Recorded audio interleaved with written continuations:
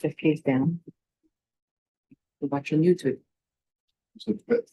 Fourth, sorry, I told you fourth. Fourth case. The fourth case down. All right, are we ready to go?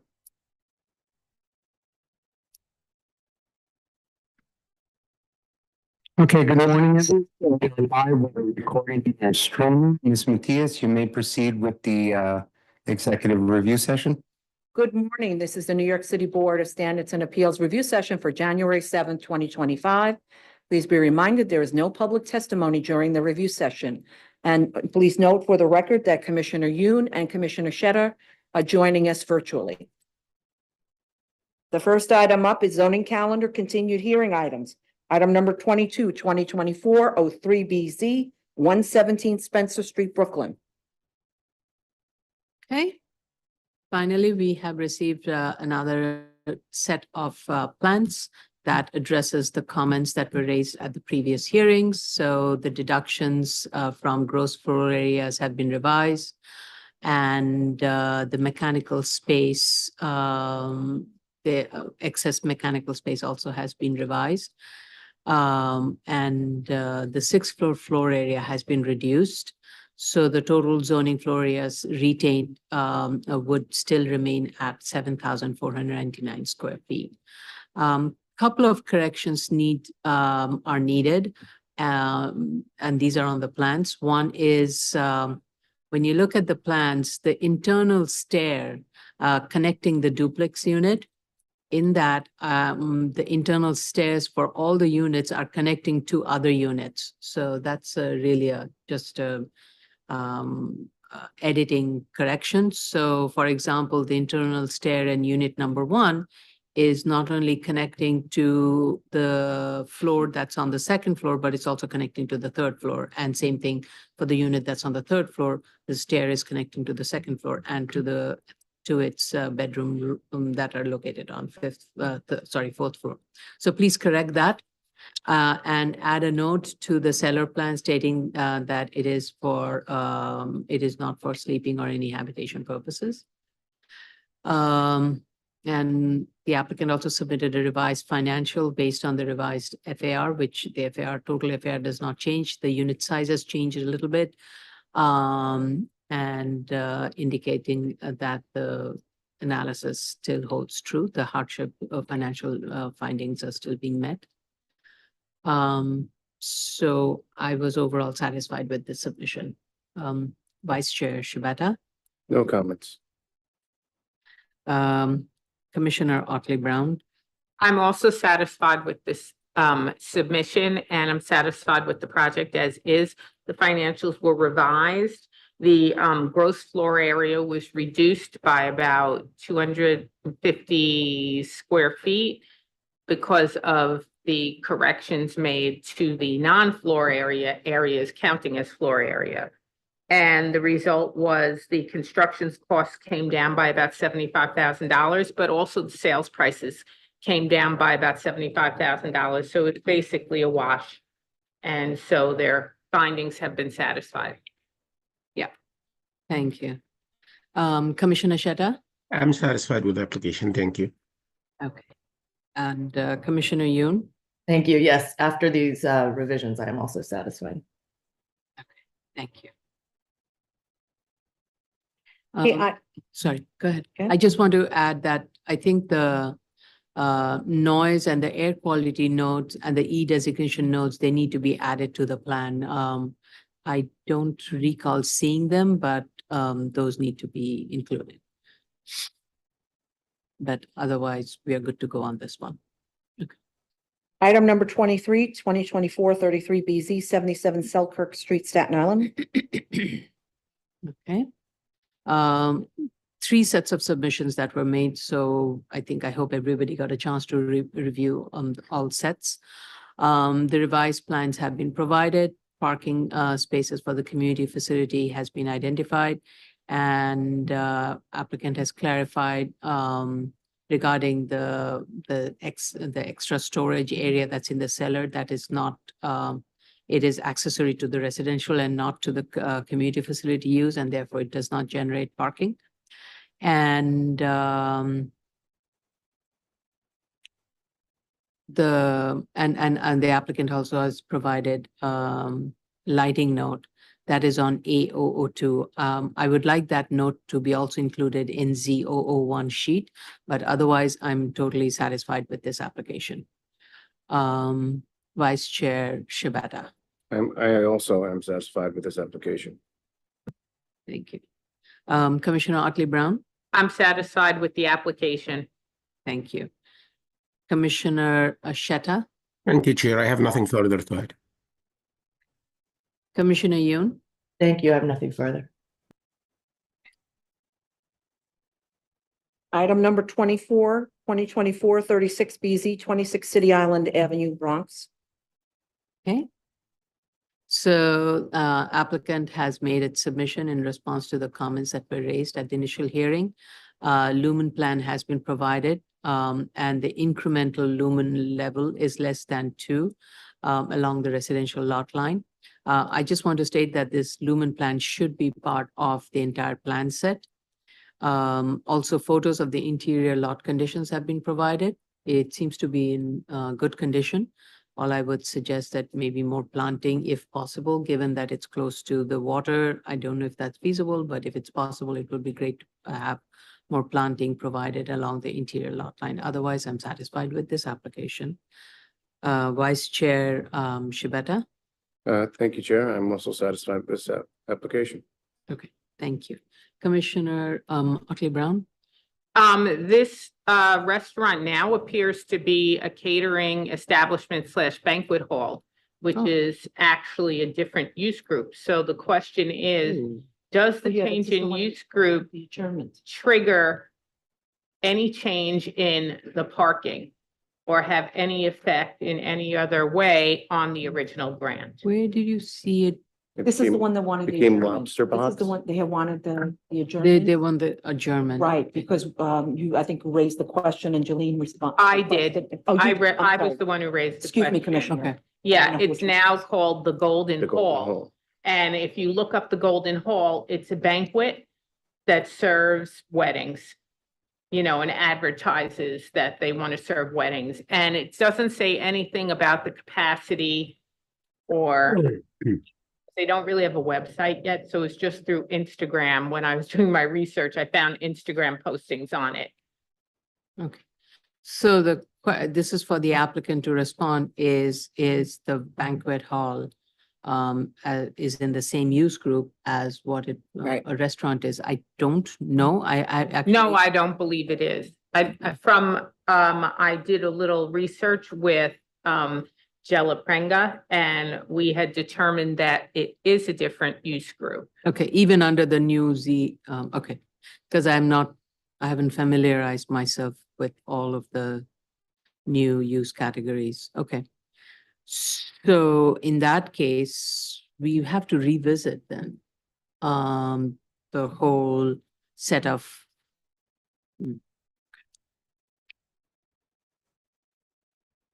This was a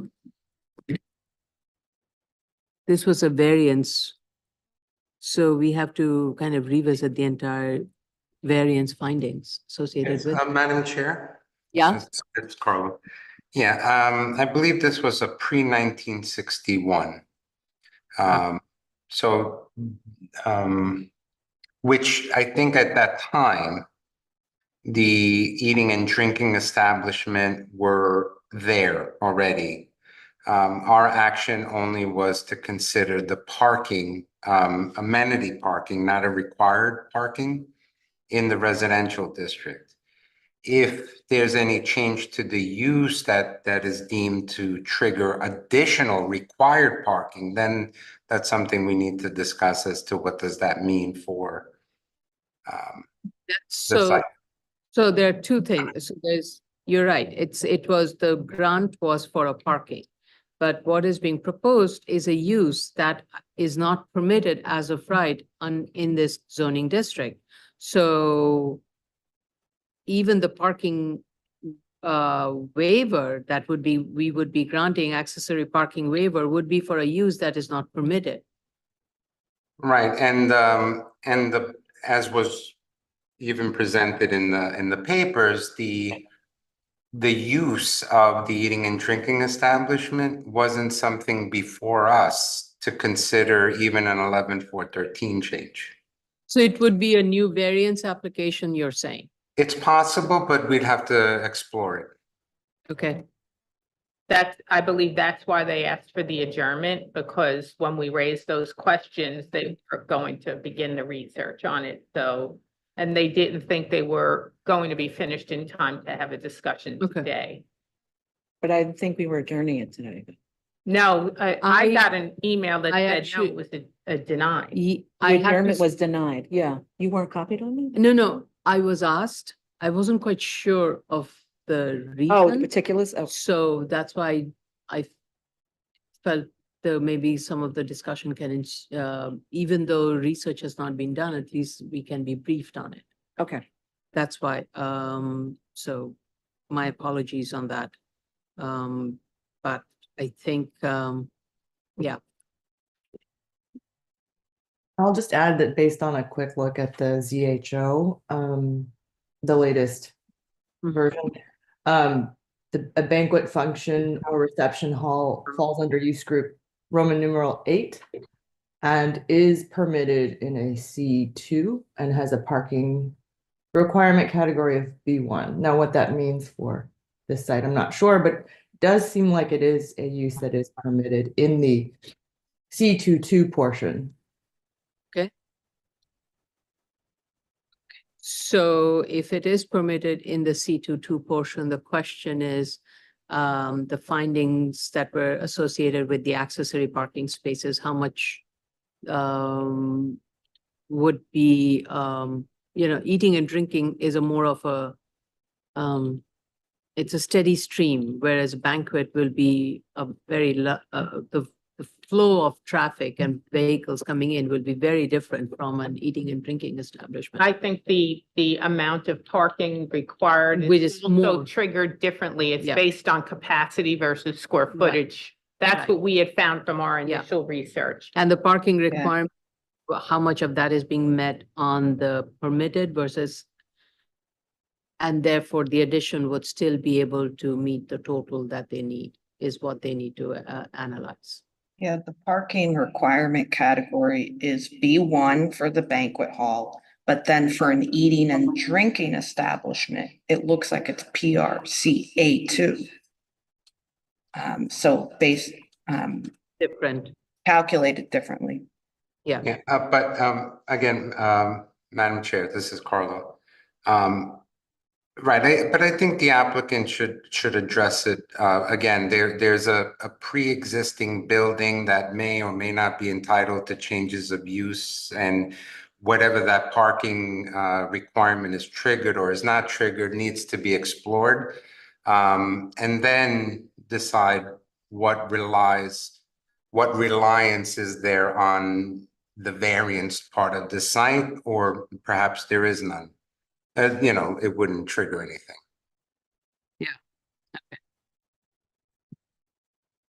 Okay, all right. Thank you.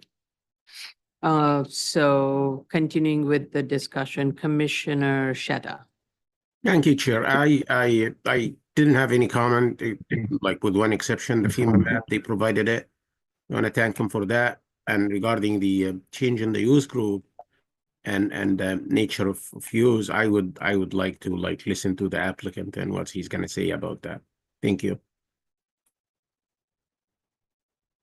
Thank you. Commissioner Yoon? Yeah, I have nothing further to add. Would like to hear the discussion from the applicant. New cases, item number 25, 2024-34 BZ, 815 Kings Highway, Brooklyn.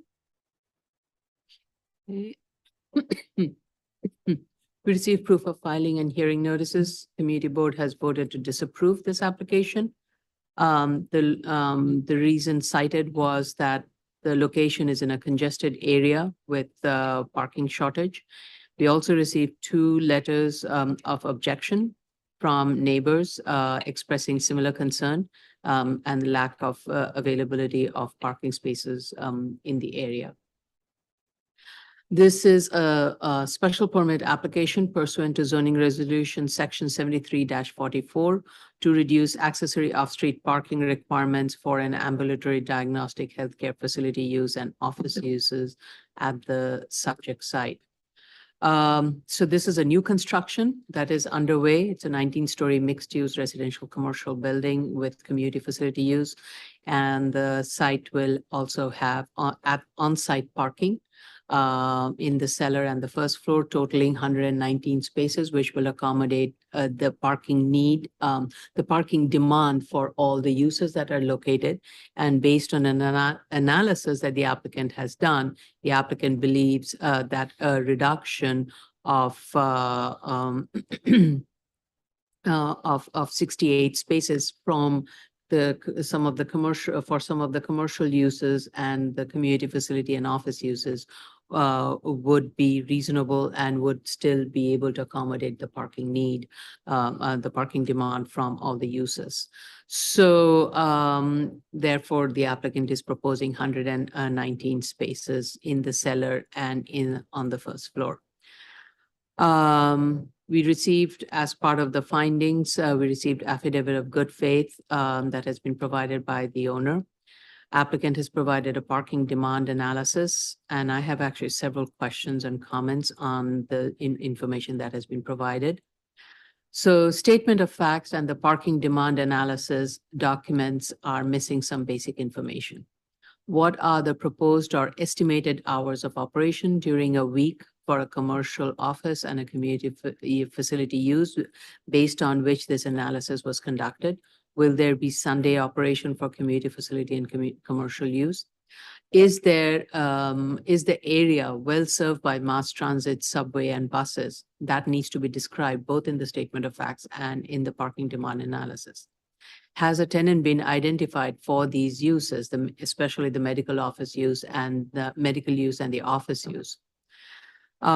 With regards to the maximum demand that has been indicated in the analysis, it states that the maximum demand would be 53 spaces at a weekday peak period of 12 p.m. to 1 p.m. and 89 on Saturdays between 2 p.m. to 3 p.m. And they also provided separate trip rates for medical, office, retail, and residential. So my question is this trip rate of auto share occupancy rate shown in table 2.2 and table 2.3 is the same for medical office use group 3B and for office use group 7?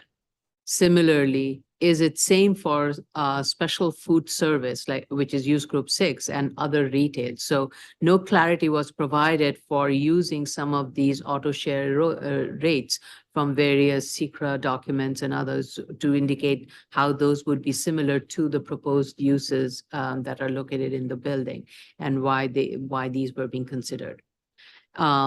Because also there's a statement that says this is a destinational retail. So which one is a destinational retail? Is the specialty food service a destinational retail?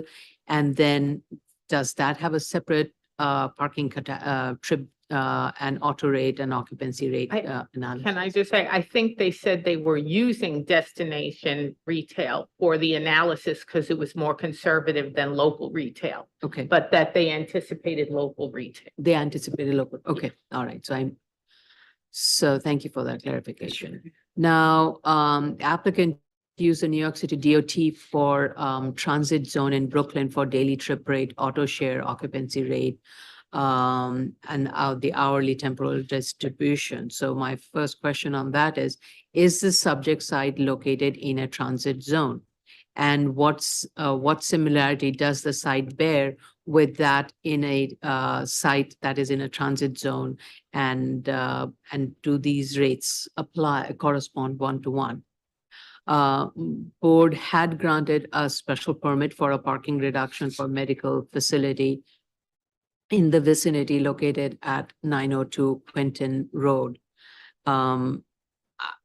It's not a site that the board has not reviewed. I just wanted to flag that. And this is really a question for Ms. Benke, is does DOT allow for rates from a prior study in the area to be used for analysis purposes?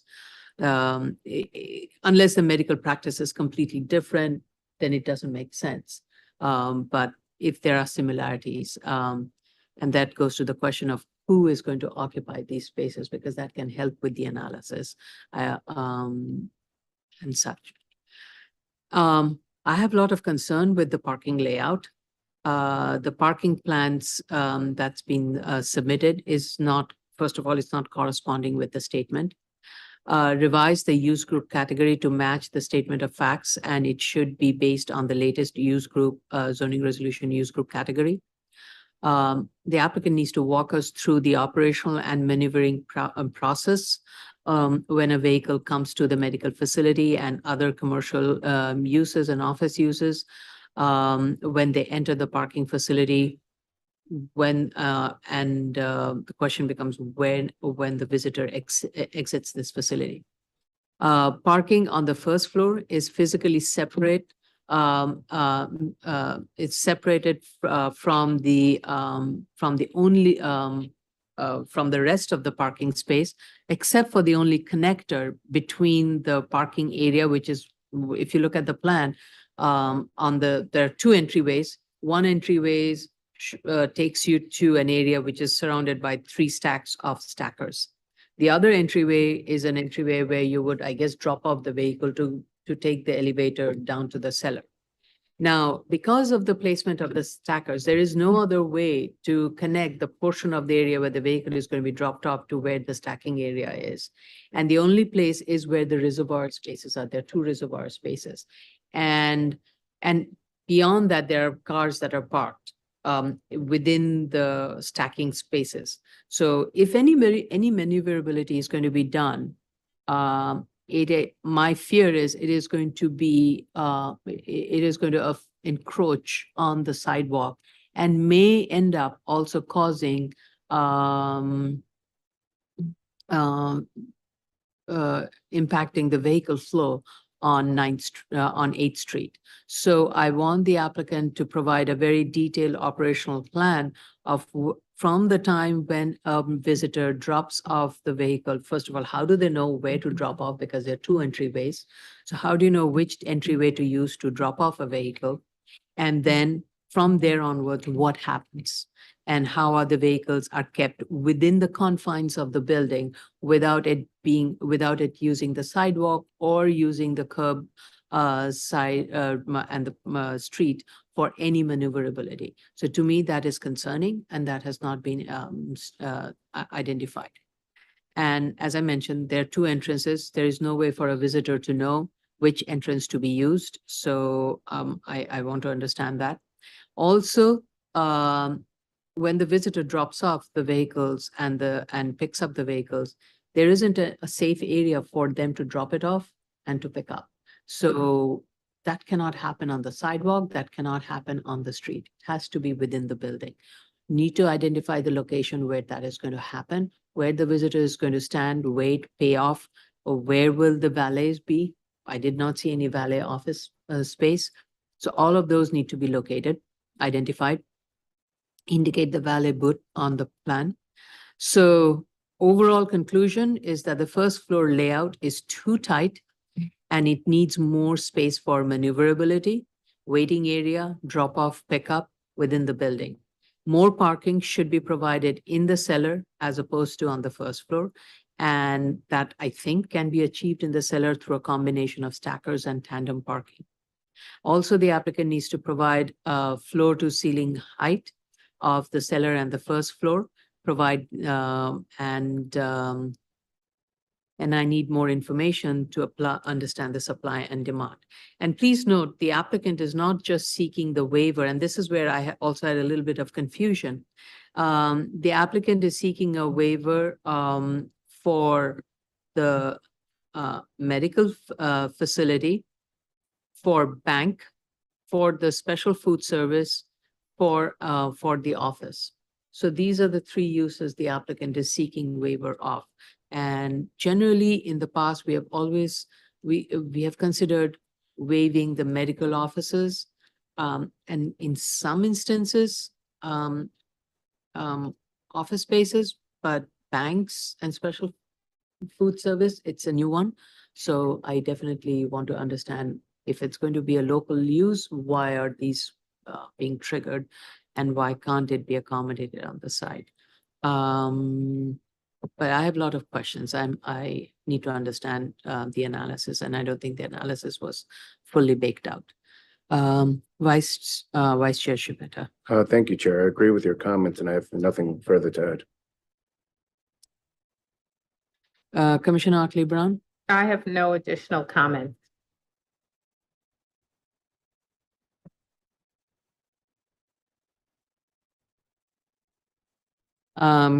Commissioner Shetta. Thank you, Chair.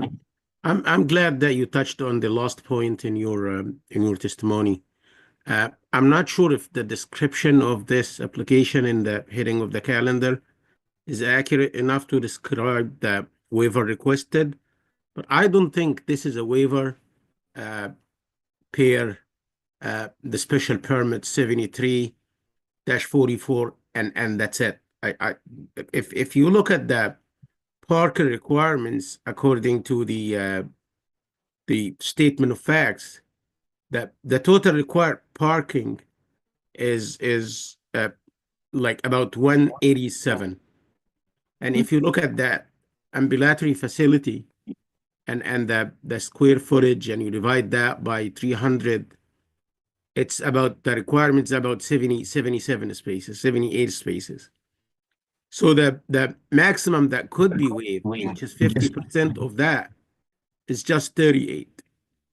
That leaves the parking required if the grant is just according to 73-44 to 149 spaces. But the applicant is saying he's gonna provide just 190. So that means that the combination of the other uses in the building, other than the ambulatory facility, are the parking requirement for these combination are like requested to be waived or at least reduced on this application. I'm not sure if like this something that just need the study that was submitted, but I didn't feel that the study is intact and is sufficient. So I would like to hear from the applicant, and I do agree with all the comments you raised, Chair. Thank you.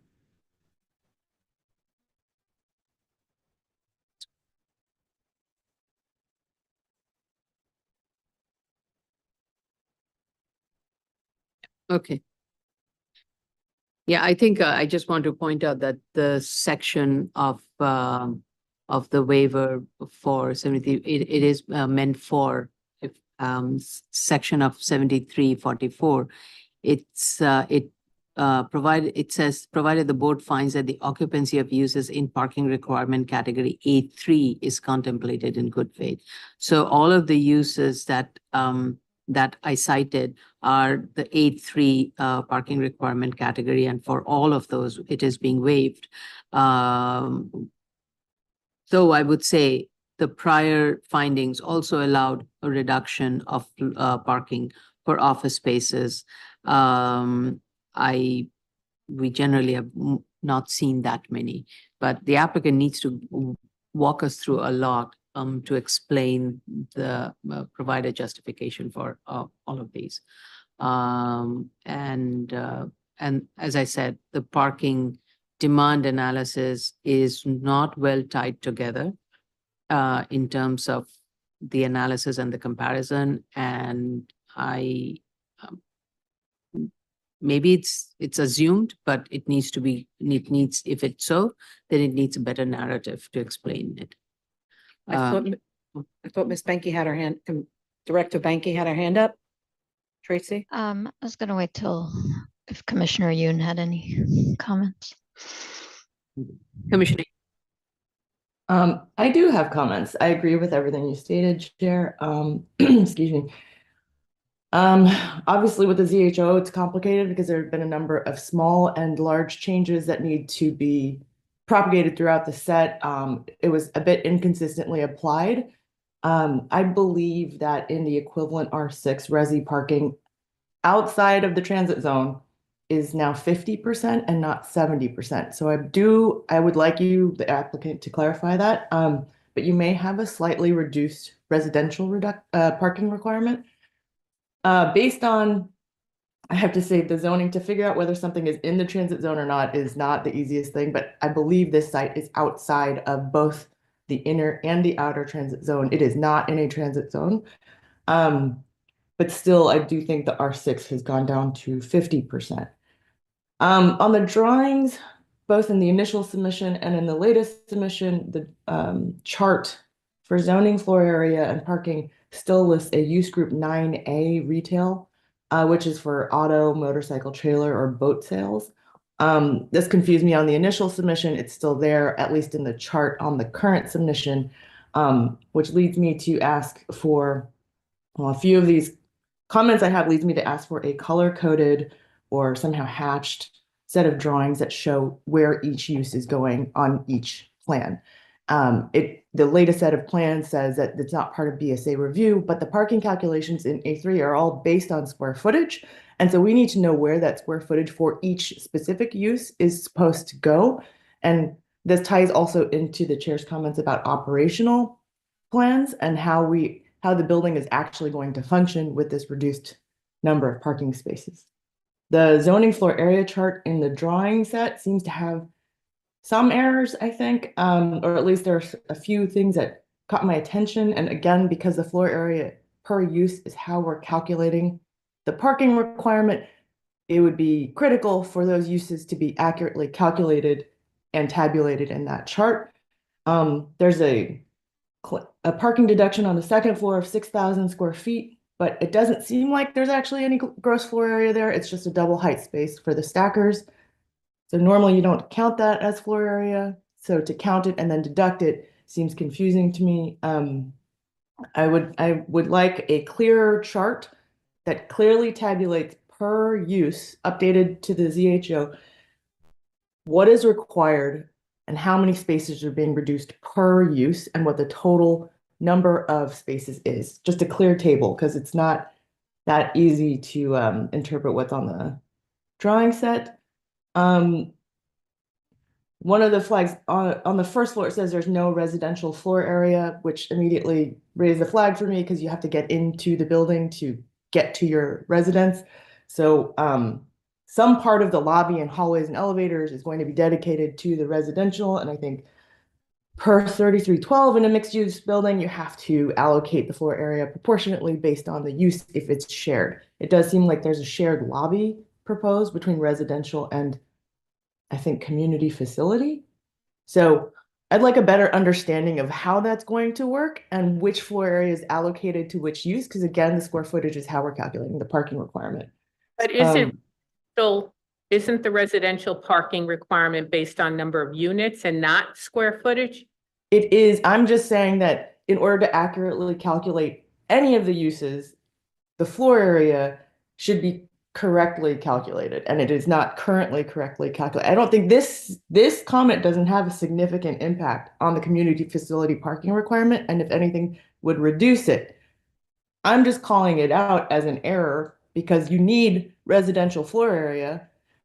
I would like the zoning floor area chart to give me more confidence that this is done correctly. That's basically my point, because we have so many uses being proposed and we're basing this all on floor area. So it's just, I'm bringing that up as something that caught my eye immediately as something that must be wrong, because you need to have residential floor area in order to access your units above. There's community facility zoning area attributed to the second through fourth floor, which I presume is lobby space, but again, unclear why. They're different areas per floor. I would think that they're just lobbies or circulation space. So again, a color-coded or hatched set of drawings that takes us through all of these uses would be very helpful, at least for me, in understanding the parking requirements.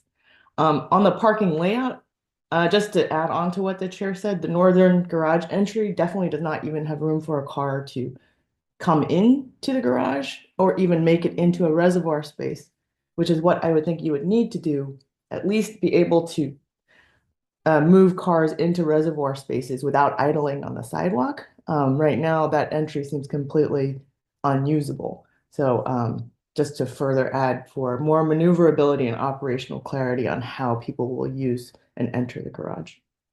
Those are my comments. Thank you.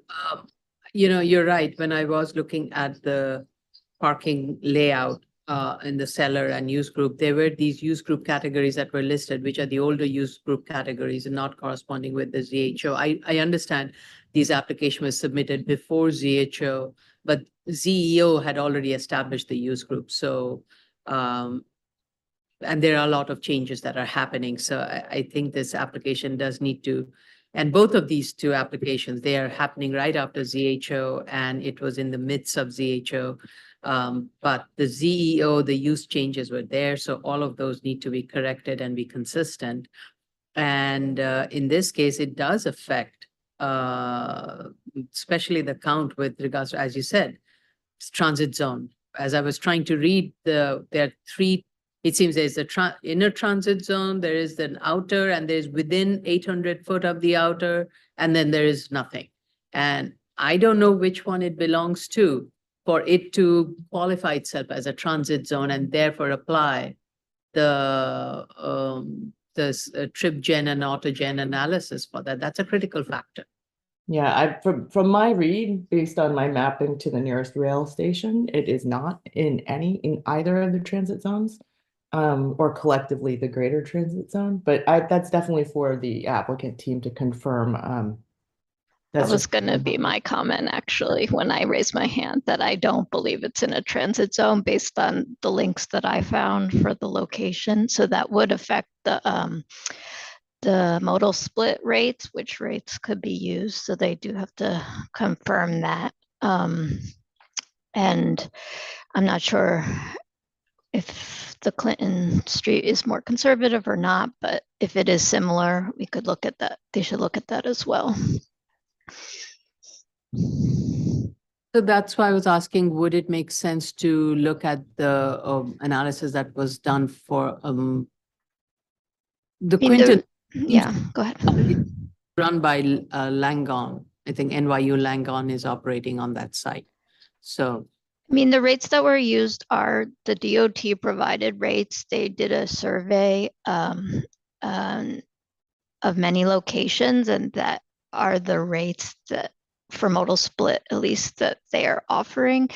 But DOT seems to always be open to similar facilities if there is data that makes sense. So it's deciding which one makes sense. okay. Thank you for everybody's thorough input. Ready? Mhm. Item number 26, 2024-38BZ, 90-17-179 Street, Queens. Okay, we received proof of filing of a proof of hearing notices and initial filing. Committee board voted to disapprove this application. We did receive a letter of support from the property owner. This is an application for a use and bulk variance to develop a single family semi-detached home at the subject site. So based on the DOB objection sheet, it says it's a waiver of use and side yards. Now, I want the applicant to clarify what use waiver is being proposed because it was not clear from the statement of facts. Statement of fact on page 3 states that the proposed variance would waive side yard and parking requirement, which is contrary to the DOB objection sheet. So it seems to be a little bit confusing. With regards to the zoning requirement, this is an application that has to go through a very thorough review of what ZHO permits and apply that. For example, if I am reading it correctly, and I'm reading it for the first time, ZHO would allow 1 FAR. It does have a maximum lot coverage of 60%. Then the yards and other things are, I think, more or less the same. The only thing, it seemed like for side yard, it's saying for 1 and 2 family detached, 2 side yards and minimum width of 5 feet, and for semi-detached or 0 lot line, 1 side yard minimum of 5 foot width. However, when both adjoining zoning lots contain a single or 2 family detached, semi-detached or 0 lot line residences, the total open area need not exceed 13 feet on the subject zoning lot. And so the applicant needs to go through all this analysis and determine how ZHO applies to this site, and therefore, based on that, how much of the waiver is applicable and is needed. And I think it may need an amendment, a revised objection sheet. Same thing with, this is in an outer transit zone. So in an outer transit zone, no parking is required. So therefore, the statement on page 3 seems to be off. And for zoning lots existing on December 5, 2024, where the lot width is 25 feet or less, no parking shall be required. So there's the other one. Jillian has her hand up. Oh, sorry, Jeline? Hi, yeah, can you hear me? Yeah. Okay, I just wanted to make sure you were looking at the December 20th submissions. Joe. I looked at the latest submission that I saw, Okay, which was, yes, which was a 12/20 submission. That is, Okay. I saw, and the plans from 12/20. So there, well, let me see. I don't remember seeing any other statement of facts. This is the one that I saw. This statement does, the latest one just still says parking requirement on page 3, but it's Yeah. inconsistent with the, they just didn't change it throughout the document. Right. So, okay, so I did read the right one. Thank you. I mean, I did read the latest one. So, and I understand the ZHO is a lot of changes have happened. So one really needs to go through each and every section and see which one is applicable, which one is not applicable. So my ask to the applicant is please, please, please go through ZHO, make sure that the zoning analysis sheet is based on the adopted ZHO, and the proposed and the as of right zoning analysis is consistent across all documents, and it may change some of the analysis therefore. So what the applicant is, again, I have a question on this one. Applicant is proposing a 2-story semi-detached 1-family residential home. And when I'm looking at the plan, the proposed development is not a semi-detached building, it's an attached building. And so that may be the reason for a use change, because on the zoning lot, detached, semi-detached, and 0 lot line buildings are permitted. In this case, what is being proposed is an attached building. So that may be the change of use, that is, but it's not clearly stated in the statement of facts. It is, so that it's there in the DOB objection sheet, but it's not been carried forth at all in the statement of facts. Statement of fact has the street wall height and building height on page 3 reversed. The street wall height should be 20 feet and the building height should be 24 feet. And the applicant also needs to provide the planting requirement diagram per zoning resolution section 23613, which is the new section of ZHO. So I want to go through the findings. The applicant provided a uniqueness study. This is a first of its kind of a uniqueness study I've seen. It would have been very helpful if, first of all, if the subject site was indicated on the uniqueness study map. I also am not sure why the study area was not limited to 400 square foot and why sites beyond 1,000 square foot, 1,000 foot radius were looked at.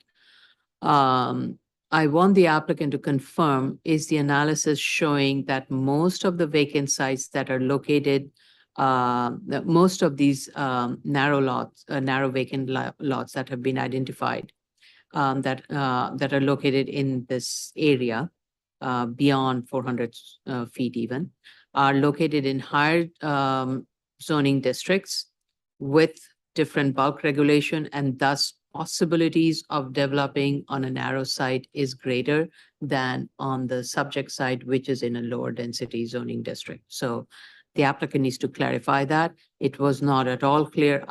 Definitely not from the graphics that were provided and not from the statement made.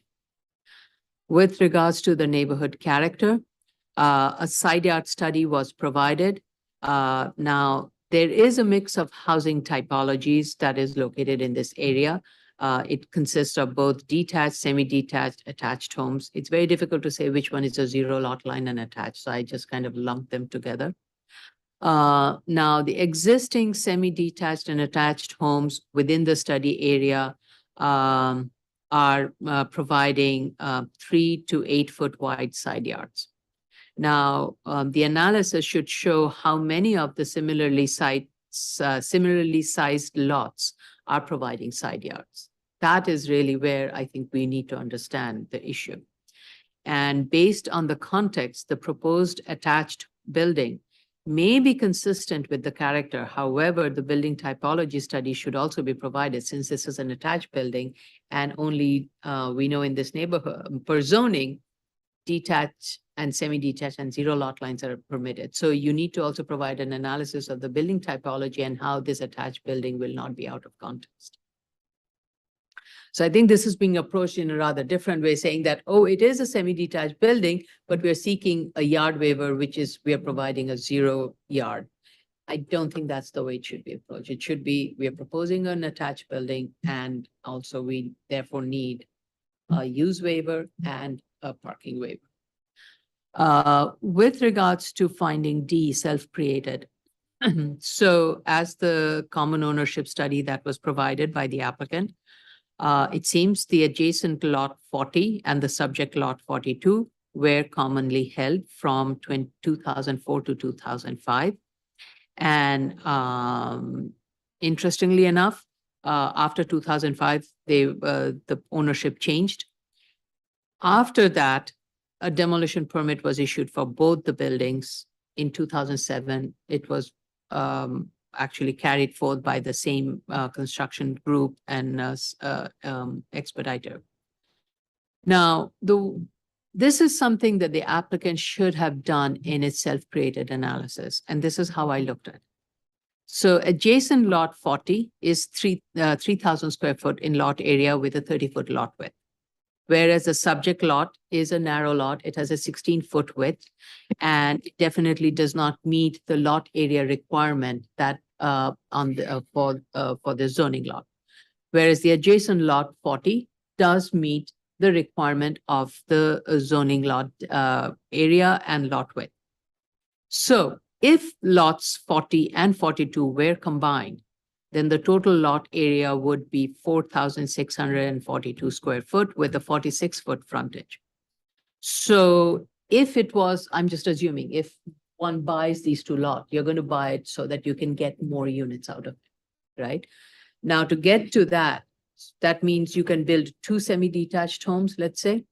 So for a 2 semi-detached units, you need a lot area of 4,650 square foot with a 50-foot lot frontage. Whereas what could have been, if it was combined and stayed combined, was a lot area that was 4,642 square foot with a 46-foot frontage. So even with the combined lot, one couldn't have achieved 2 semi-detached units. You would have only achieved 1 semi-detached unit on the larger lot, which is lot 40.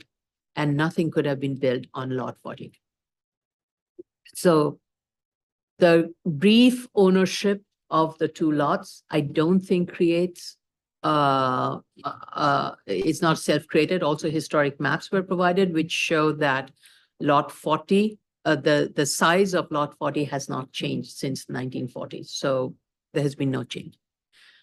My only question is, since there was a building that was on the subject lot, which was demolished in 2007, thereabouts.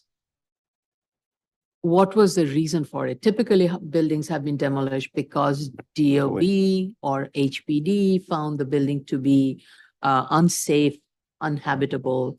And I didn't see any documents to that effect. So were those the reason for those to be demolished? The reason I'm asking is, and this is a question I have, is does it then, the demolition of the building, which was a legally non-complying residential home, does it create Was it due to- a self-created hardship? Or was it due to obsolescence? Obsolescence, that's an interesting question, but that's for the That's applicant. for the applicant to do. That's Is for my the- mic? Yeah. I just have a question for the board on the question of attached typology. The building on lot 43 adjacent to the north is a semi-detached residence. If applicant proposed to attach to the building on lot 43, it would turn the typology of that building into an attached residence.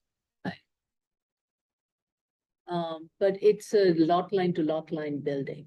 So it is, so from that point of view, what is it? Is it a semi-detached or what is it? Or is it a zero? My read was that it's a 0 lot line building. Ah, Not Because an it's surrounded by yards on all sides but one. Or, yards or lot lines or, street lines, except for the one where it's would be attaching to. Yeah, Right. Yeah, I agree. I definitely think I would agree with the 0 lot line building. I just was not sure with the condition of the building on the other side.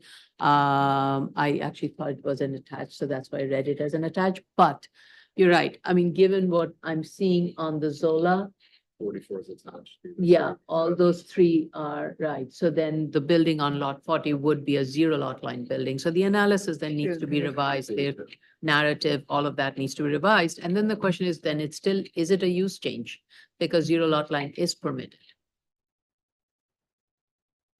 and while we're on that, I'm not trying to speak out of turn, but the cover letter addresses that they didn't update the DOB documents because the architect didn't feel comfortable doing it until ZHO was fully adopted on the online resolution. So they do address in the cover letter that the denial has not been updated. Whether the lack of comfort in doing it makes sense, I'm not sure, but.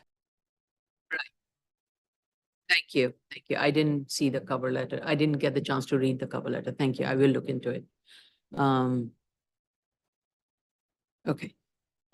So I think that's my question. And that's my really, with regards to the minimal, I really need the applicant to clarify finding D. And, you know, from the historic tax map, it seems the prior home also was a 0 lot line building and didn't have any parking. And it was set much closer. It had a shallower front yard, whereas what is being proposed. So I definitely would like to understand is A, would it have created, is it an obsolescence argument? Is what caused the building to be torn down and the justification for tearing down for it to be not considered a hardship, self-created hardship. Vice Chair Shibata. Thank you, Chair. That was very thorough. I have nothing further to add. From next time onwards, I won't be very thorough. Okay. I want to hear your opinions. Well, you got the obsolescence part out. You got that one out. Okay. Did you have any other Uh, thoughts and suggestions on? No, I was concerned with the new ZHO. Okay. And want to see how much of these waivers they actually do need with the new zoning. Other than that, I don't have any further questions. Okay.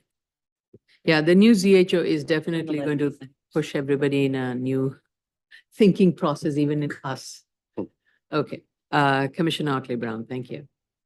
So they need to reconcile their statement with their plans and their zoning analysis because the side yards in the statement are listed as 4 and 0, but the plans, of course, are 0 Yeah. and 0. Yeah. So they have to make sure that everything is reconciled and says the correct and accurate amount. I share your comments on the question of self-creation. And as for the minimal finding, the home doesn't have side yards, and so it's going to be 16.5 inches wide, feet wide. And the question is, how wide are the other homes that are also on narrow lots, as narrow as this? Because this area is characterized by very narrow homes on very narrow lots. So I'm not necessarily sure that they need to have a home that has 0 side yards. They might be able to get away with something less and be within the character of the neighborhood as opposed to giving them an advantage. And I know 16.5 feet seems like it's a narrow home, but you have homes there that are like 14 feet wide. I mean, it's a very interesting, very densely developed home area. Mhm. Oh, and I also had a question about the uniqueness study, because even though they showed us a map that shows several blocks, you really don't have any idea of how many lots are located in the same zoning district as this one Mhm. that they're actually taking their study from, because it's such a macro look. Yeah. And you look at the map that they show you and it's just like a bunch of blocks, but you really can't make out what's going on. Right. What's a typical lot Right, sizes, exactly. even those? Like usually those uniqueness studies at least draw out the pertinent characteristics of the lots that they're actually comparing to, and I Mhm. didn't see that. Right. So- I agree. I think I would say the applicant should really use the same study area parameter that has been used for the side yard study and use the same map. Because, and that is the best way to make the argument. Now, if you want to go beyond the 400 and say there are other narrow sites that are beyond the study area, and then make the argument, but they're in a higher zoning districts and therefore they don't suffer as much as the site. That's a theoretical argument, and it's a nice narrative to be added that supports your argument. But I did find the uniqueness report didn't connect all the dots properly. And I think it's also because of this very different kind of map that we have received, which is not filled with all the information we typically rely on. We may not speak to it when we are discussing it, but we do rely on it to kind of help us understand where the subject site falls in relation to all the other sites. Thank you. Yeah. Commissioner Sheta? Thank you, Chair. I do agree with your narrative, you and Vice Chair and Commissioner Brown, and with your comments as well. The only thing I would add is I didn't see a FEMA map submitted, and I just saw an index map. I'm not sure if there is a FEMA and they didn't submit it, or the index map is the only available. I need them to confirm that. And other than that, I have nothing further. Thank you. Commissioner Yoon? Thank you. I think that you covered most of my comments, and looks like it's just a side yard waiver now exclusively. I'd like the applicant to clarify when they intend to get an updated DOB objection. I don't think waiting for the online zoning resolution to be updated is, I mean, we just don't know when that's going to be, or at least I don't know when that's going to be. Yeah, go ahead. Yeah. I think that's largely it. I also thought that the definding was very weak, and the narrative needed to be fleshed out more, but I have nothing further to add. Yes, it's not in the zoning resolution, but if you go to the website, the zoning website, it does give you a link to a PDF document. Yeah, I'm aware of that. The cover letter says that the architect does not feel comfortable updating the materials until the updated zoning resolution is posted on the city's official zoning resolution, which we need an updated DOB objection sheet so we understand all the documents are consistent. A number of things have changed because of ZHO, and I realize that was recent. So I think what we're asking for largely is like a full clean sweep through and make sure everything is consistent in all of the documents, including the DOB objection sheet. Thank you all. Thank you. Okay, Um, this concludes the public review session for January 7th, 2025. Should we give ourselves, we're at 11 o'clock. So give ourselves 10 minutes or 15 minutes? 11:20. And fine. 10 is fine? Mhm. Somebody want? Okay, so we'll resume Somebody at, wanted 20, so I'll No, split. we can say 11:20. That's 13 minutes. That's great. Okay. what's 11:01? So 11:20, you said?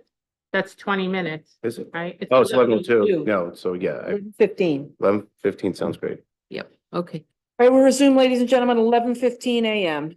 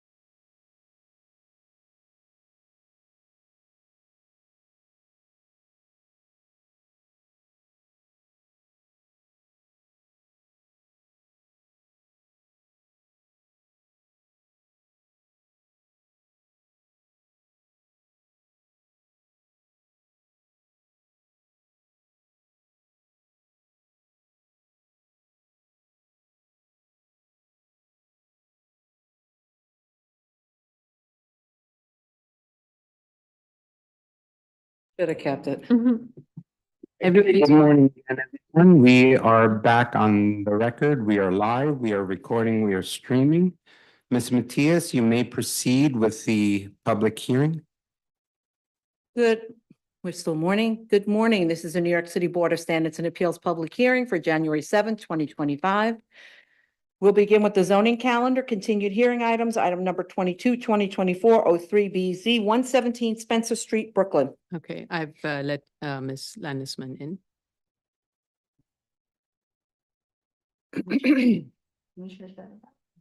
Oh, please note for the record that Commissioner Yoon and Commissioner Sheta are attending the public hearing virtually.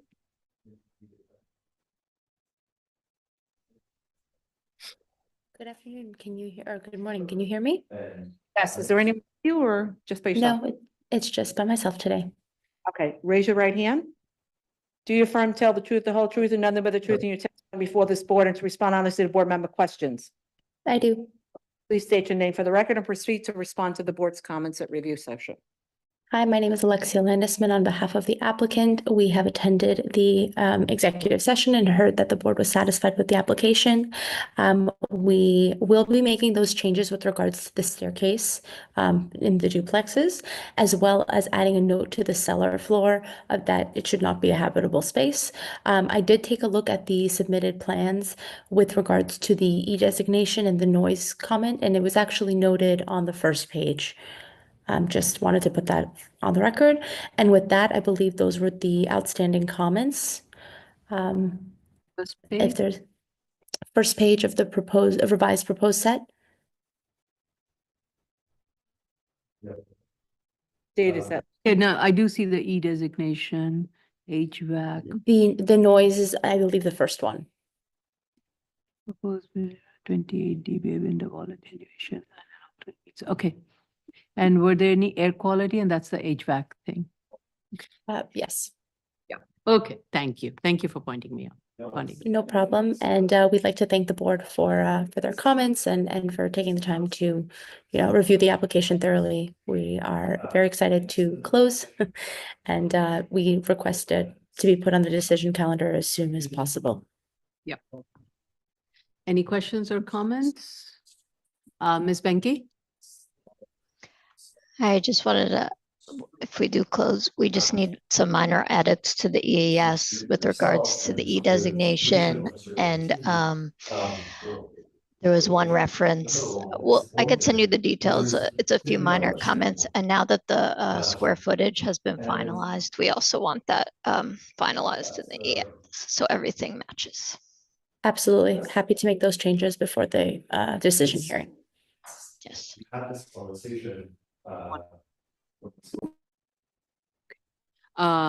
Thank you. Let's go to the public then. The case we're currently discussing is 2024-03BZ, 117 Spencer Street, Brooklyn. Should you wish to comment on this application, please dial 669-254-5252. At the prompt, you'll enter the Weber ID number 160701-0414 and press the pound sign. At the next prompt after that, you'll press the pound sign only. Once you're permitted, you'll press *9 to raise your hand, *6 to unmute if you're calling in on the phone. And if you're in the Zoom room already and wish to participate, please raise your Zoom hand, which is the little hand at the bottom of your computer screen. Once you are recognized, we'll have 3 minutes in which to discuss. While we are waiting for anybody to call in, I'm going to make a recommendation that we close this, and the only thing that needs to be submitted is the revised set of plans and The EAS. EAS. We will schedule this for early February hearing. Okay. We appreciate that. Thank you.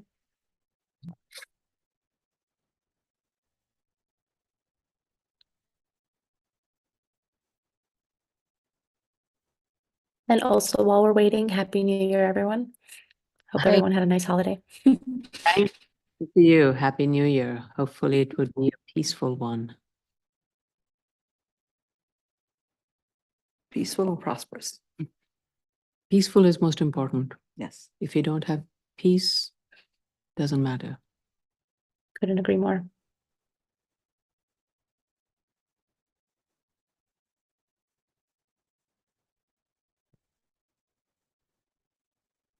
The opinion, prosperity, needs it, fighting. Oh, true. That might be possible.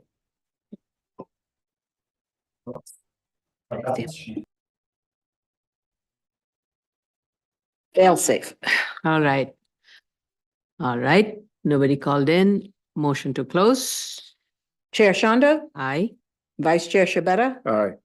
Commissioner Otley Brown, Aye. Commissioner Sheta, Aye. Commissioner Yoon. Aye. Okay, Thank you, Ms. Landisman. Thank you. Have a great day. It's a little while, but we made it.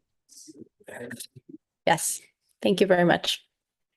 item number 23, 33 BZ, 77 Selkirk Street, Staten Island. Okay, Mr. Jay Goldstein, he has been allowed to be. Any, Goldstein, hello, how are you? Great. Do you affirm to tell the truth, the whole truth, and nothing but the truth in your testimony before this board, and to respond honestly to board member questions? I do.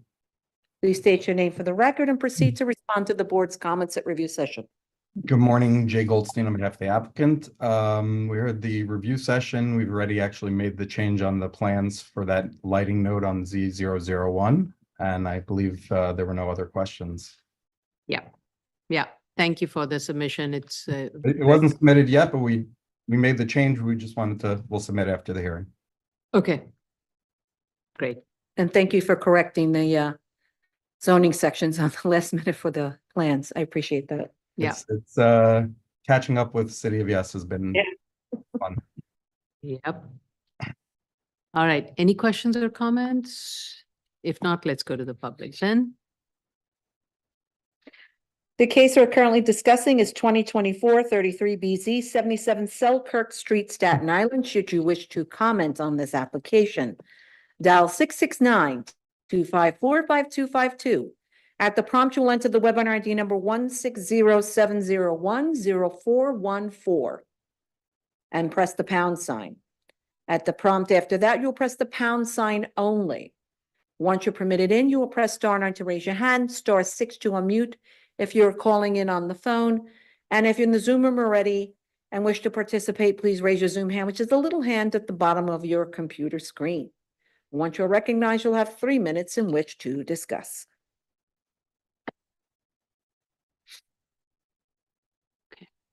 We're going to schedule, I'm going to recommend that we close this application and we schedule it for a February decision. Much appreciated. All you need to submit is the revised plan, which you said is already ready. Right. It'll be, I mean, we'll submit it today, hopefully. Yeah, you have plenty of time.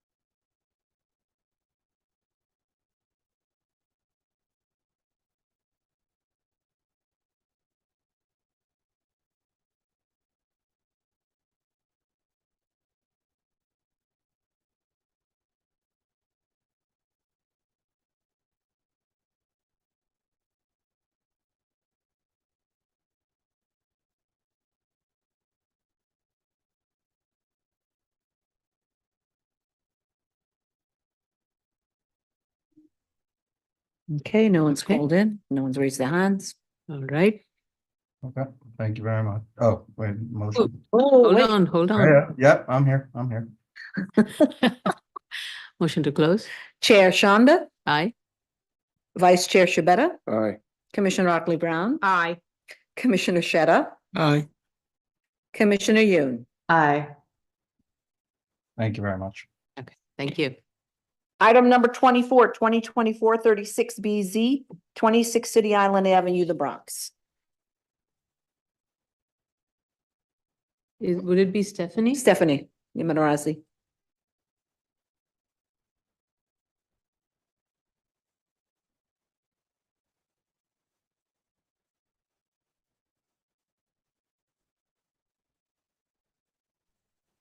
Hi, good morning, Ms. Marazi. Is there anyone else with you? Good morning. Ted Karikas might be on the panel as well, but if not, He's there. Go okay. ahead. We'll let him in. Yeah. While okay, why don't you swear in, and I just want to say something clear what I stated at the review session. Mr. Kirkus, could you please join us? Let me swear them in first and then you could.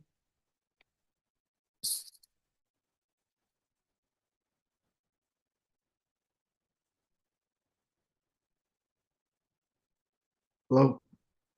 Hi, is your camera not working?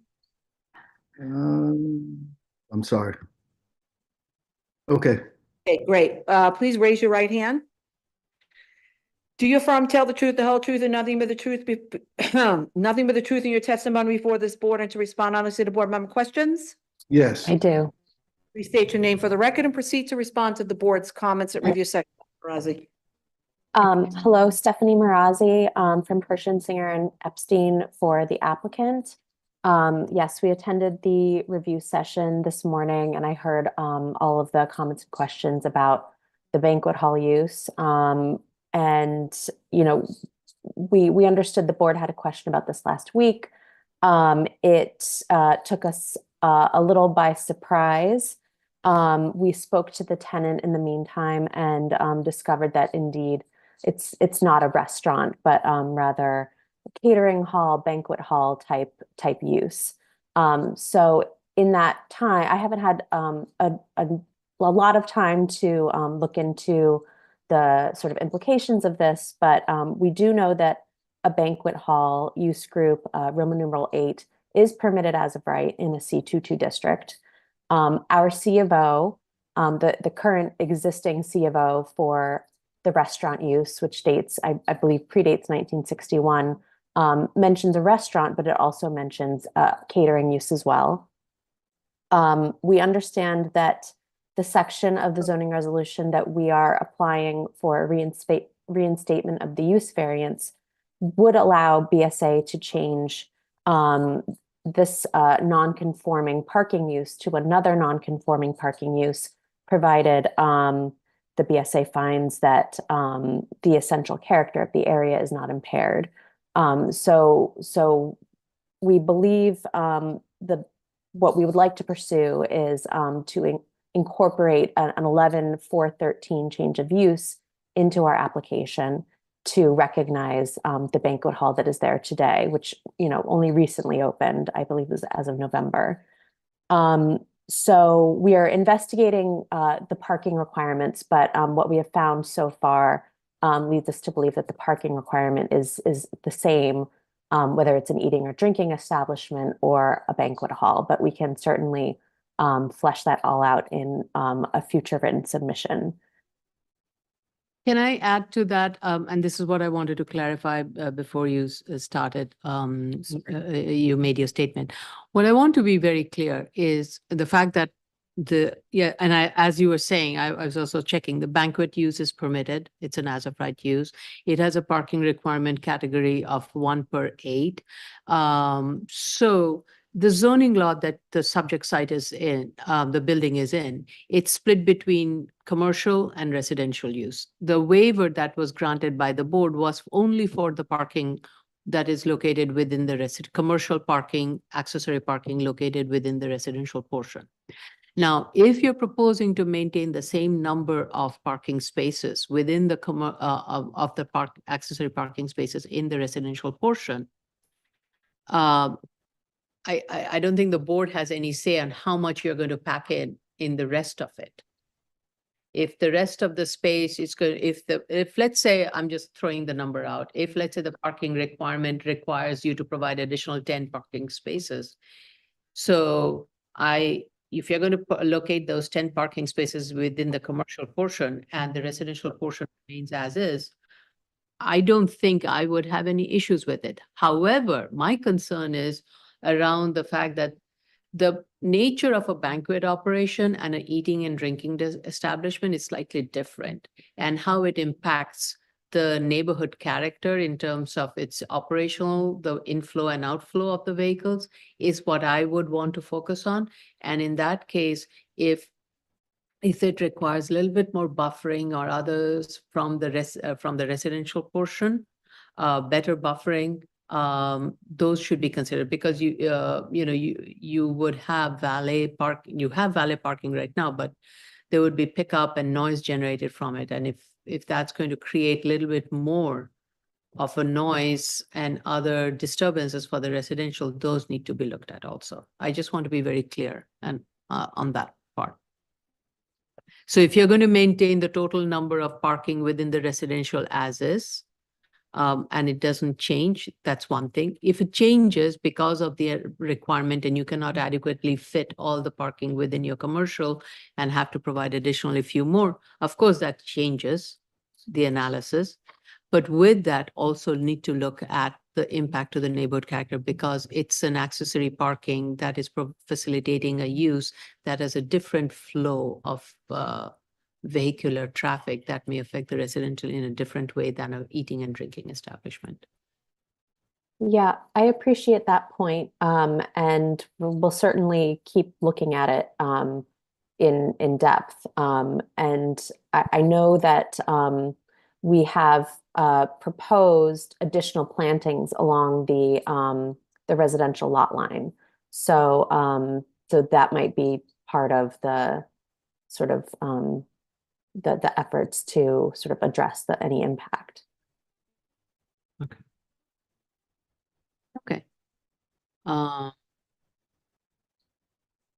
Any questions or comments? I would also say, look at the fencing. Mm-hmm. The fencing is right now not very, it's what, 5 foot or something? It should be a little bit higher.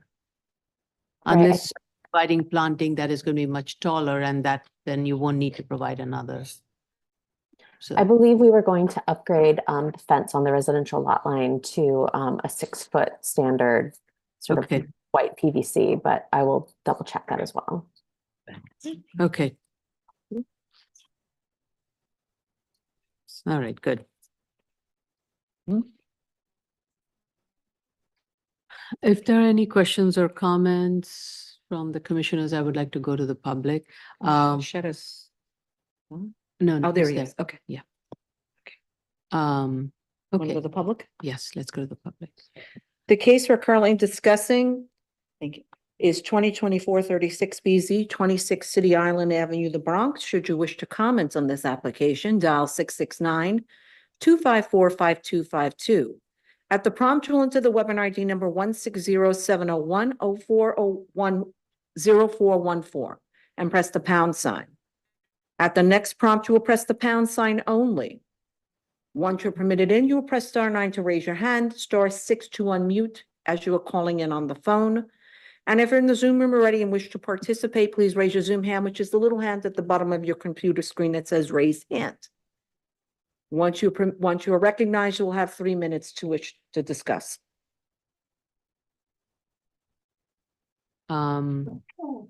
It's Ms. Marazi, how much time you would need to, I think you'll need at least 2-3 months. Well, I was thinking more like 1 month, but you know, to get a submission together and sort of explain, because the plans aren't changing. Really, I think it's more of sort of adapting the written portion of the application to reflect the sort of current reality and the sort of 11-413 request. Okay. I think a month should be sufficient. Plans will be changing because you will be providing different fencing, you said, and also planting. So you would need to provide those. Okay, Yes. those are on the plans we have today, actually. But perhaps we might need to change the zoning analysis to reflect the use. So that's a good point. Yeah, so there's been over the years, what board looks for when it comes to planting is slightly different from what is there. So I'd ask our project manager share with you a very basic planting, like a landscaping chart and an information. So hopefully that will help you in providing the information. Okay, thank you. Okay, 1 month. Yes, Madam Chair. Yep, go ahead. Hi, Ms. Marazzi, how are you? It's Hi, Carlos. Hi. Yeah, I'm not sure. I mean, we can speak offline that this would require a change of use under 11.4.13 because you're really dealing with a conforming use in the commercial area to a change to another conforming use. That's right. You know, whether, and we can discuss that, it requires an amendment is one thing, but maybe not. I don't know. So before you update for that request for 11.4.13, perhaps we can speak. Absolutely. That's a Okay, great you idea. understand, Yeah. right? I'm not sure that it requires that. Okay, well, let's discuss and we can figure out how to adapt Thank the you, Ms. application. Rossi. Thank you so Nice to much. see you. Yep, you too. That makes sense. Okay. Thank you. I guess you will coordinate with the project manager and we'll schedule it accordingly, but I'm estimating 1 month. Me too. Yeah. Thank you. Thank you. Thank you. Sorry. New cases, item number 25, 24, 24, 2024, 34 BZ, 815 Kings Highway, Brooklyn. This would be Jay Jason Goldstein. Goldstein. I'm assuming he's still in. He's still in the room. Still in the room. Right? Mr. Karikas, you can go out. Yes. Yes. Give me 1 second. I'm having camera trouble. Sorry. Okay. How are you? Good morning still. Jay Goldstein for the applicant. Oh, sorry. You're right. Yeah. Do you affirm tell the truth, the whole truth, and nothing but the truth in your testimony before this board, or to respond honestly to board member questions? I do. Please state your name for the record and proceed to respond to the board's comments at review session. Good morning, Jay Goldstein for the applicant. I heard the review session and I want to thank the board for their very thorough review. I agree some of this was confusing, but I think Commissioner Yoon's idea of having color-coded charts and plans to kind of express the proposed uses and then go through a deep dive on the actual analysis to make sure that we comply and that the charts and the trip rates make sense would be very helpful in progressing with this application. Therefore, I ask that we be allowed to submit in writing so that we can address all of the board's points in detail. With specific regard to the uses, to the trip gens, and to the maneuverability and the operation of the parking area. Yeah, I think the trip gen definitely, whoever is doing the analysis, I agree with Commissioner Yoon, this definitely does not fall in the transit zone for it to benefit from the analysis that was used as a sample. Right. A lot of this also, you know, it was being submitted and being done while City of Yes was going through. So there's a lot of confusion as well. So we'll go through accordingly. Mr. Goldstein, I think this site was never even within the closest transit zone, even in the ZEOS category. So I don't think there would have been much change with the ZHO because it. Okay, let me, again, as I said, I'll work with the traffic consultants, I'll work with our architect. We'll get a thorough analysis and we'll submit it to the board. Yes, please do, because that's going to be a critical part of the analysis and as to the demand and supply. And again, the demand and supply, please break the demand and supply by each use that for which you're proposing the reduction.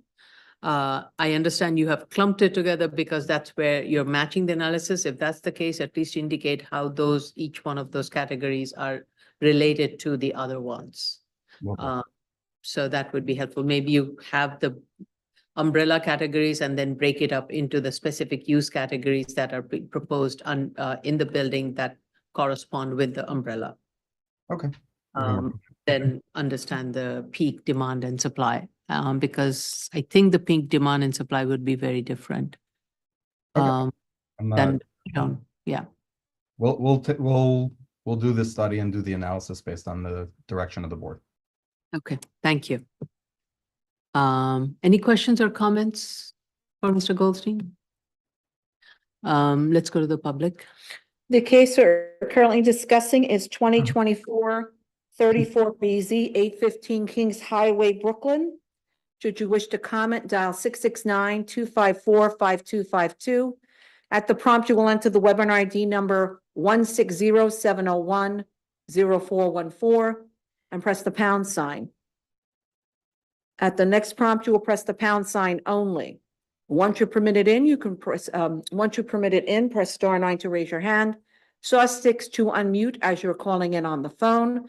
And if the Zoom room are ready, please raise your Zoom hand, which is the little raise hand symbol at the bottom of your computer screen. Once you are recognized, you'll have 3 minutes in which to discuss. Hope that neighbor got into. I don't see the person who had called you. Yeah, I no. don't see that person. I believe she did say to me that she submitted something. Did we receive any notice? We did. Objection letters or comment letters? We did. 2 objection letters, Madam Chair mentioned. Received 2 objection letters. Okay. Did you receive a copy of those, Mr. Goldstein? I did not. Okay. Should get a copy of those. Yeah, we received one on 31st of December, if that's the latest one. Yeah, those are the 2 that we have received. In terms of timing, I'd ask that I work with staff after I can speak with my consultants and see how much time they need. Yeah. Yeah.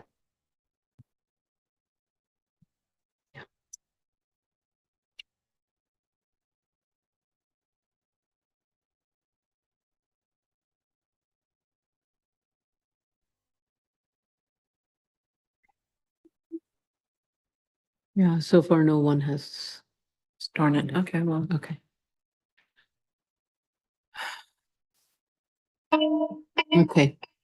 Thank you, Mr. Goldstein. Thank you very much, everyone. Have a great day. You too. Okay. Item number 26, 2024-38 BZ 90-1779 Street, Queens. This is Ms. Fullader.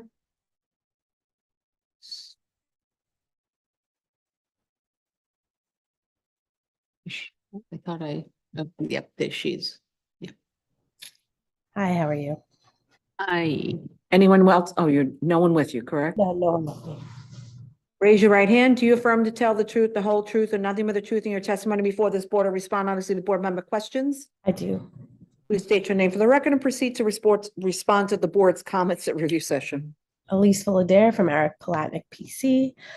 First, I wanted to say that, the City of Yes for Housing Opportunity changed on December 5th, and this was due December 20th. So I think it was very overwhelming for the architect to say, change everything. And I just spoke to him and he says, give him 2 months, he'll reanalyze everything and the plans will become up to date. But I tried to address it in the cover letter, which is different than everything else. And in the cover letter, I explained that all we need now is a side yard waiver. All the other waivers should be removed. I took another look at it and I might have discussed the wrong side yard waiver. I now see that there's a lot of sections for side yard, and narrow lots have even less requirements for a side yard waiver, but we will analyze that. So just understand that everything has changed for this application. So I guess all I want to say is we don't really need to dig in. We can just tell you that we will reanalyze and we will decide if we still want to pursue a variance, but I think we will for side yards only. Okay. Yeah. And I think if you are pursuing for even with the reduced waiver, question is finding D. Okay, yeah, and that was my next point. So I'm not 100% sure what to do with that, because sometimes I have a phase 1 or something that says the history of the lot, but when somebody, he bought the lot way after 2007. So I'm not sure how I'm supposed to determine why they knocked it down. Okay, So typically, I think whenever, if there is a demolition done, especially on, when it is ordered by HPD or DOB, documents would be there. It would be Acris or anywhere, or relevant sites. So I looked through it, I couldn't find anything. Yeah, that's my I situation. don't think the site, the building was in an unsafe condition that warranted a tear down. The tear down was going to happen for some reason or the other. Going to Vice Chair's comment, like, was this building, can you make the argument of an obsolescence? I guess it's hard because it's not there and I don't know what, like, I don't know the inside conditions of the home. Like, all I have is that photo that I gave you, like the 1940 and whatever's on Google. Go ahead. If the premises was deemed uninhabitable or was the city requested to demolish it, that would be a pretty good It step. would be, but I didn't see any of that. That's the problem. It doesn't exist. I think the best way to go about it, and I'm open to suggestions on this, would be for you to kind of, in some way, if you can identify from historic maps and historic aerial, how the building was located. I think that would, the building and the number of units, if there's any way to find out if because you're not asking for an FAR waiver, you're not asking for a height and setback waiver, and no other yard waivers other than the side yard waiver. So the question would be, how different is this proposed building from the building that was there? Okay, I can do that analysis because I tried to mimic analyses that I've done like by precedent. So that's what I was doing with D. And it has been determined in times before that if it was the same in 1961 as today, and there was never an opportunity to build together, that, I'm trying to think if that you can say, could you make the argument that the proposed building reduces the degree of non-compliance? I don't know. Okay.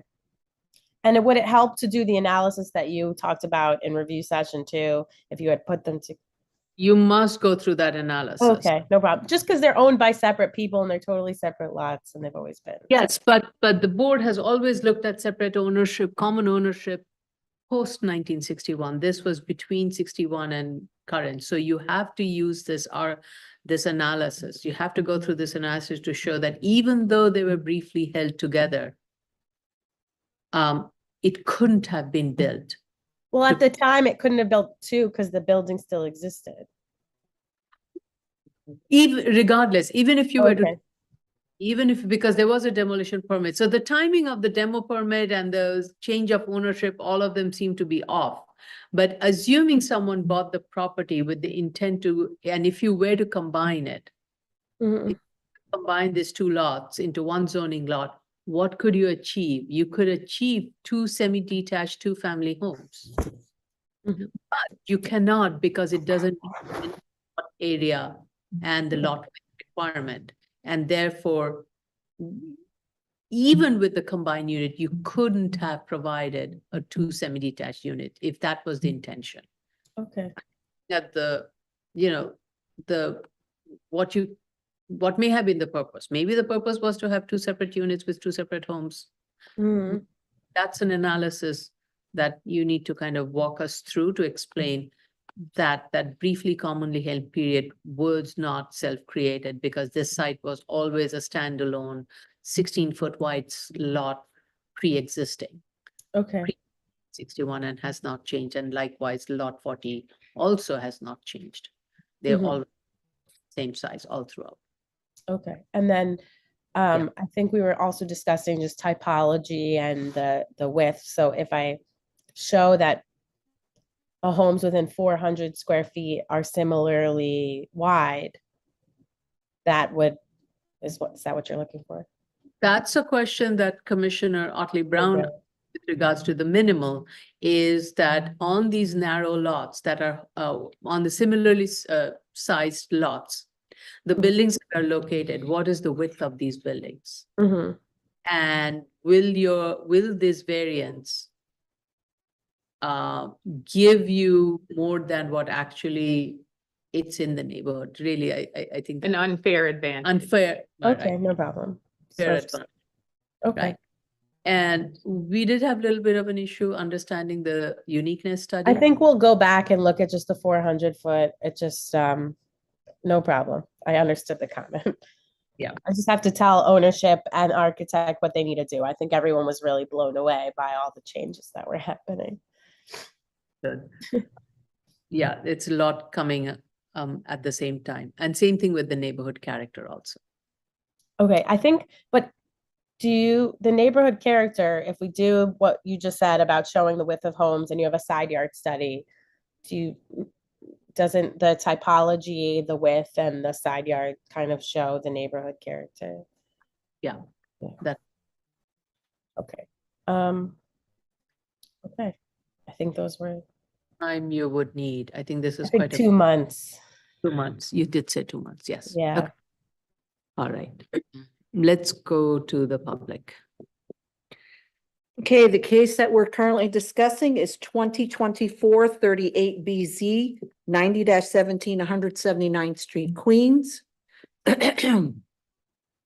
Should you wish to discuss, dial 669-254-5252.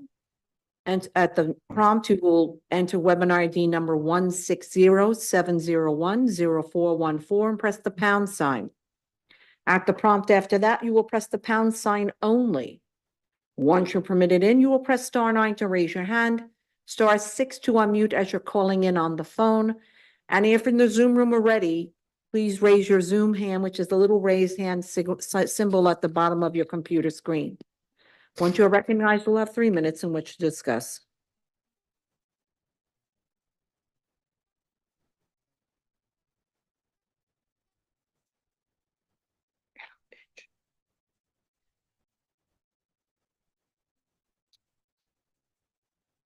I just have a question.